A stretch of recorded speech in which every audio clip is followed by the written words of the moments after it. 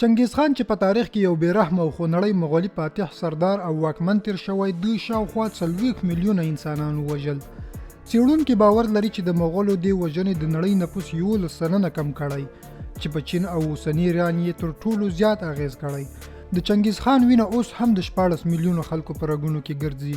چنګیز خان په 1213 میلادي کال یعنې له نن څخه څه باندې 800 کاله د مخه خپل یرغلونه پیل کړل چې د ټولې نړۍ د نیولو په فکر کې وو.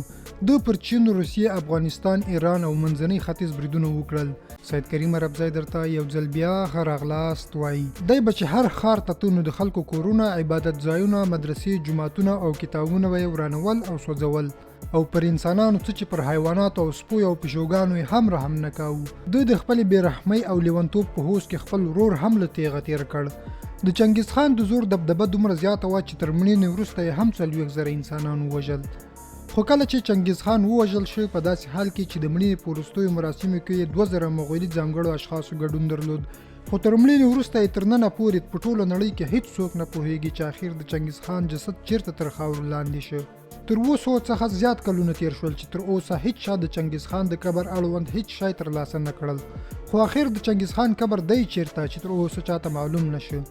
د دې کیسې پیل له 14مې پیړۍ څخه شروع کیږي، یعنې له کال 1200 څخه، کله چې چنګیز خان د خپلې دبدبې لوړولو لپاره د منګولیا په مختلفو قبیلو حملې شروع کړې.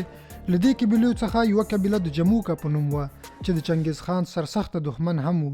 له جموکه سره د جګړې پر وخت د ناڅاپي غشې په ګزار سره چنګیز خان په سینه ولګېد. دې غشې ته په کتو سره چنګیز خان خپل مرګ په خپلو سترګو ولید، خو قسمت یې ښه و چې د غشې له همدې ګزاره ژوندی پاتې شو او دا جګړه یې وګټله.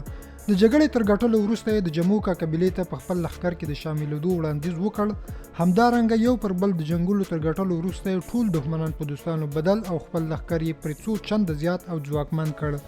د خپل لښکر دومره ځواکمن کړ چې د خپلې 40 کلنې واکمنۍ په مهال یې د منګولیا له یو واړه کلي څخه نیولې بیا تر دې ځایه پورې وطنونه ونیول. د خپل راتلونکي سلطنت پراخوالي لپاره یې راتلونکی نظر په تانګوت امپراتورۍ د نسکورول و. په دې سیمه کې اصلا د وریجو ترڅنګ د نورو نباتي حاصلاتو کچه تر نورو سیمو زیاته وه. چنګیز خان د خپلو شاوخوا 60 میلیونه لښکر او د خلکو د لوږې ختمولو په خاطر په همدې ځای نظر و. دې سیمې نه یوازې د چنګیز خان د لښکرو اړتیاوې پوره کولی شوې، بلکې د مغولو امپراتورۍ د اقتصادي پلوه هم پیاوړې کوله. همدارنګه د موقع په موندلو سره په کال 1205 کې په تانګوت د لویدیځ لخوا حمله وکړه. خو د هغه ځای تانګوت امپراتوري دومره پیاوړې وه چې دا جګړه یې تر 5 کلونو پورې وغځوله. لکه څنګه چې چنګیز خان هره جګړه ګټله، دا جګړه یې هم وګټله، خو تر دې جګړې وروسته د چنګیز خان لښکري ځواک خورا کمزوری شوی و. په دې 5 کلنۍ جګړه کې چنګیز خان خورا زیات سرتیري له لاسه ورکړي وو. له همدې امله دوی پر نوي ځایونو د حملې کولو توان نه درلود. د تانګوت تر فتح وروسته د دې ځای خلکو حتی د ده خبرو اورېدو ته هم ناراضي کېدل. یوه ورځ چې چنګیز خان د پوځي مرستې لپاره د تانګوت خلکو مرسته وغوښته، خو د تل په څیر یې دا غوښتنه هم ونه منل شوه. تر دې وروسته چنګیز خان د خپلې غوسې له امله پر دې خلکو یو ځل بیا حملې شروع کړې، خو دا ځل یې حملې د دې لپاره پیل نه کړې چې پر دوی د واکمني وکړي، بلکې د دې لپاره چې د دې ځای خلک په بشپړ ډول له منځه یوسي. دا چې چنګیز خان یو ظالم او بېرحمه واکمن و، له دې سره دی ډېر شتمن هم و. د چنګیز خان د هغه وخت شتمني د نن سبا له 120 تریلیونه ډالرو سره سمیږي، ځکه خو یې د سلطنت کچه هم دومره لوړه کړې وه. په اور بلونکو جګړو کې تر ګډون وروسته چنګیز خان د تانګوت خلک یو پر بل پسې ووژل. دی د جنگ په تودوخه کې دومره لبریز و چې د ده پر خوا ناڅاپي یو غشه راځي او دی پرې زنګون ته لګېږي. چنګیز په جګړه کې دومره ننوتی و چې غشه یې له پامه وغورځو او مخ په وړاندې روان و.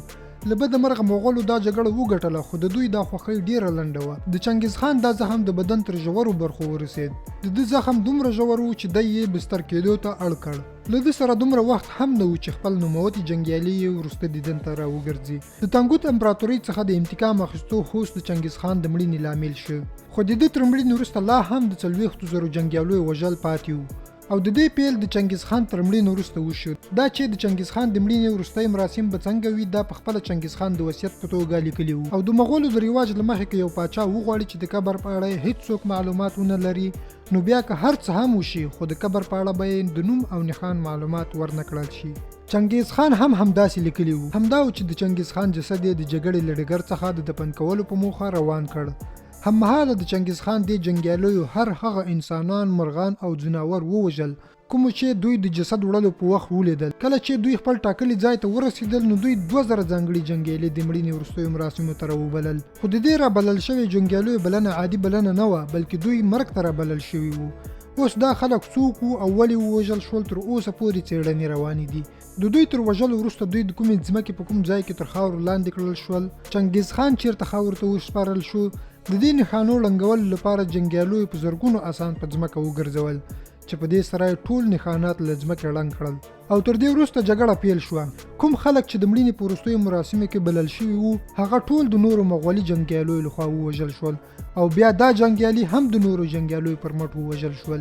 یو ځل بیا درېمې ډلې جنګیالیو همدا جنګیالي ووژل. څلورم ځل د جنګیالیو څلورمې ډلې بیا درېمه ډله ووژله. دا سلسله همداسې روانه وه تر څو پورې چې هغه ټول نه وي وژل شوي کومو ته چې د چنګیز خان د مقبرې ځای معلوم وو. د جنګ په دې سلسله کې تر 40,000 جنګیالي د چنګیز خان په نوم ووژل شول. خو تر ننه پورې داسې هیڅ څوک هم نشته چې د چنګیز خان د قبر اړوند معلومات ولري. د معلوماتو له کتلو اورېدلو نړۍ مننه. کوم معلومات خوښ شوي وي له خپلو دوستانو سره هم شریک کړئ.